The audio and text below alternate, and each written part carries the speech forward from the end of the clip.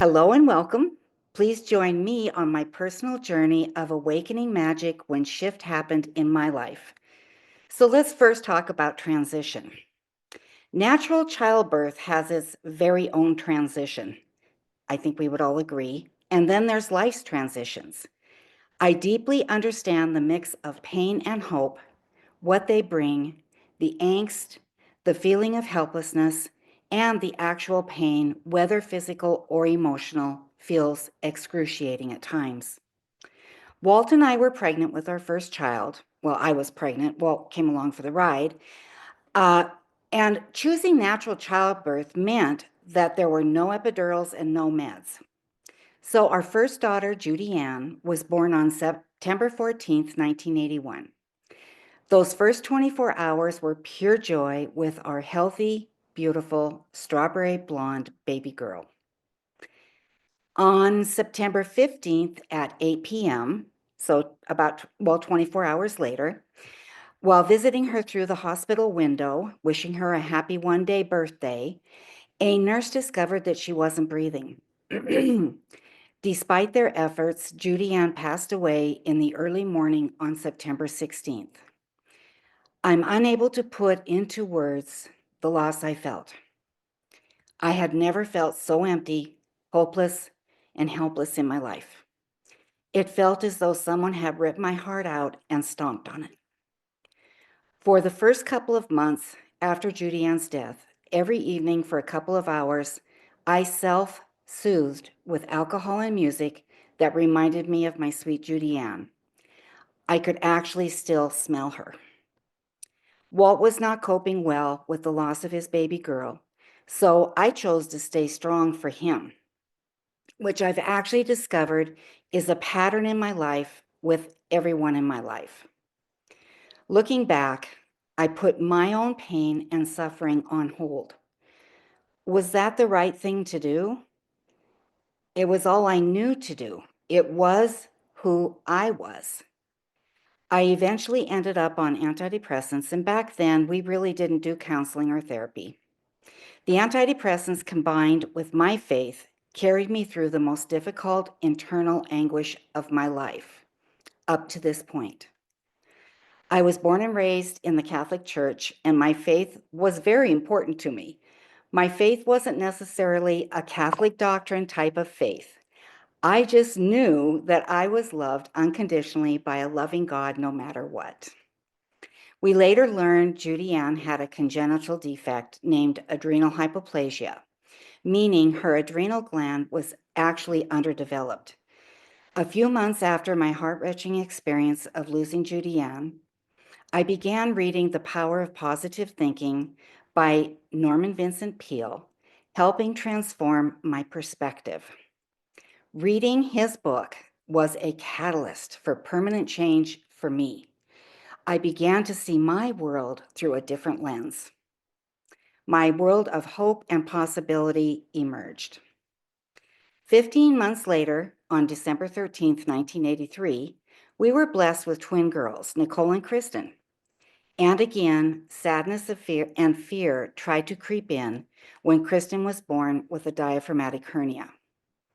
She was immediately life-flighted to Salt Lake City Primary Children's Hospital. Her chances of survival were very slim, about 25% of making the flight and about 25% of making it through the surgery. She made it to the hospital in Salt Lake City and through surgery. An overwhelming feeling of gratitude consumed my soul. A few weeks had passed and she needed an angioplasty because her fetal shunt wouldn't close, and it appeared something was definitely wrong. They discovered she was born with a coarctation of the aorta, and this means her aorta was smaller than it should have been. They reamed out her aorta, making it larger, and placed a Dacron patch on it. Again, I experienced an overwhelming feeling of gratitude for her resilience and health. Another week had passed, and Kristen suffered a burn from her IV infiltration on her little hand, leaving a little butterfly-shaped scar right here. Through it all, I chose to see beauty in the chaos. I knew in my spirit she was a survivor and would survive regardless of the odds. I remained steadfast in my belief in her and the divine power that was bigger than all of this. So the girls grew up as best friends and had their children within months of each other. In 2015, Nicole gave birth to her son, Nicoa, but she faced horrific, significant challenges with his biological father for over 5 years. Tragically, on October 23rd, 2020, during a custody exchange, Nicole was fatally shot by Nicoa's father.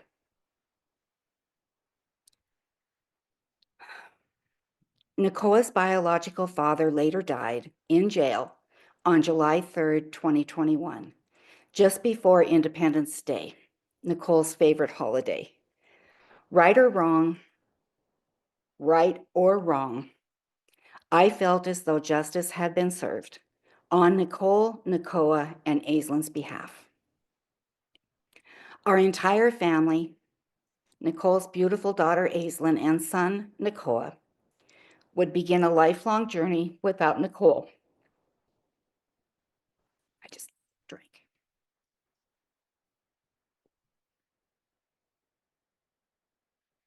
I chose to radically accept that Nicoa's biological father was a mentally ill person. I did not condone what he chose to do to our daughter, his son, and our family. I did choose to forgive him. My radical acceptance freed my spirit and my soul from hating him. He no longer had any authority to occupy space in my mind, my heart, or my soul.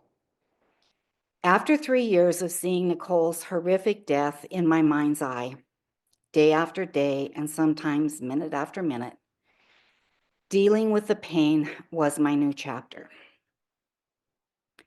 After several EMDR sessions with my therapist, I radically accepted Nicole's death, and I smile because it so set me free. My spirit and soul were set free from that horrific, heart-wrenching, and debilitating vision of Nicole's death. We had Nicole's celebration of life at one of her favorite places on earth, the Tizer Gardens, surrounded by a babbling brook, lush trees, and shrubs, every kind of flower imaginable, and whimsical adornments everywhere. I experienced profound signs of her presence. Her fragrance was in the morning. I could smell her. I can still smell her. A white feather landing near me, and most remarkably, a morning cloak butterfly that landed on my dress, and I'm actually wearing the dress today, bringing love and comfort to all of us there for 3 minutes. Since then, I feel her presence through butterflies, feathers, and dreams. When I'm trying to make a decision about her kiddos, I oftentimes sense her whispers to me about what to do, which I think is awesome. Every spiritual encounter gives me peace and oftentimes makes me giggle just a little. Nicole always loved an adventure, and I know she's on her next big adventure, the best journey ever. We adopted Nicoa in January of 2022. He now lives with Kristen's family in Colorado as of last July. At his request, he longed to be part of their family, to experience a sister his age, an older brother, as well as a mom and a dad in a home all together. He is soaring as a result. My heart is so happy for him.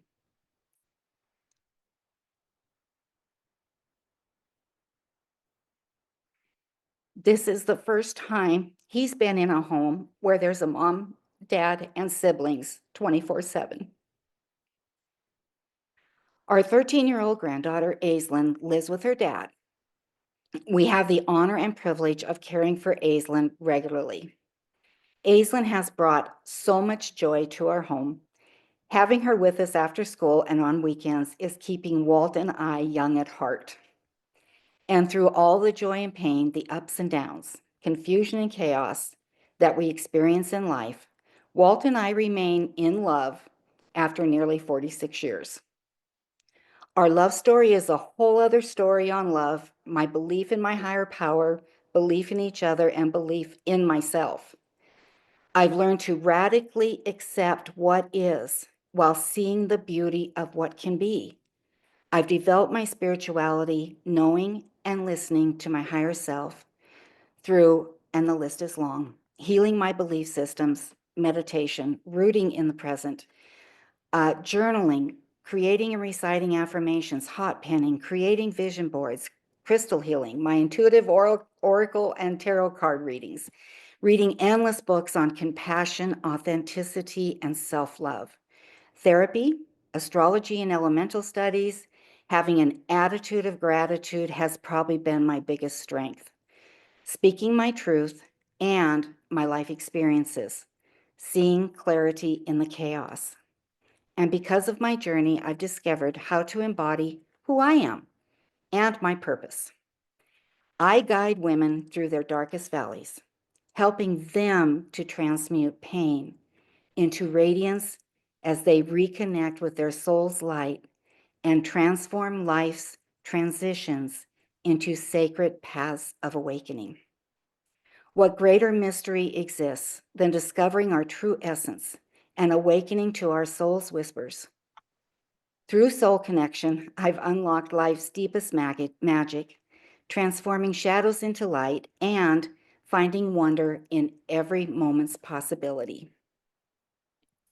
I ignite the magic within women crossing life's thresholds, for in every sacred shift lies a chrysalis of wonder. May your day unfold like a spell of infinite possibility.